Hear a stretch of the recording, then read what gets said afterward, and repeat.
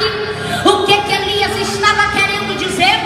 Elias estava querendo dizer isto para a mulher: mulher, dai-me um pouco de comida e fica tranquila.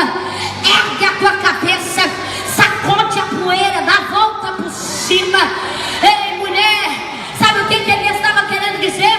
Vai comer você, vai comer tua casa, vai comer teu filho. Elias disse assim: ei, mulher, a dificuldade pode ter chegado na porta da tua casa, a escassez pode ter chegado na porta da tua casa, mas ela não vai entrar. Eu quero liberar uma palavra profética para você nessa tarde, em poucos minutos que aqui me restam. Eu quero dizer para você nessa tarde: ei, escute algo da parte de Deus para você. A dificuldade pode ter chegado na porta da tua casa, mas ela não vai entrar. A escassez pode ter chegado na porta da tua casa, mas ela não vai entrar. A provação pode ter chegado na porta da tua casa, mas ela não vai entrar, porque a ação de Deus vai ser emergencial para neutralizar hoje.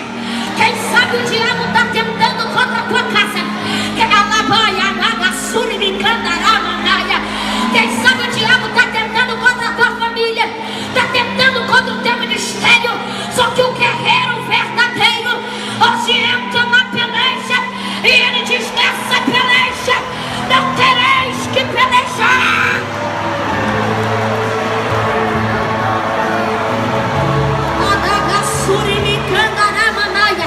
Olha para o teu irmão, olha para ele, olha para ela, já estou terminando. Olha para ele e fala: dificuldade pode ter chegado na porta da tua casa, mas ela não entra, mas ela não entra, mas ela não entra, porque o Todo-Poderoso vai entrar com providência.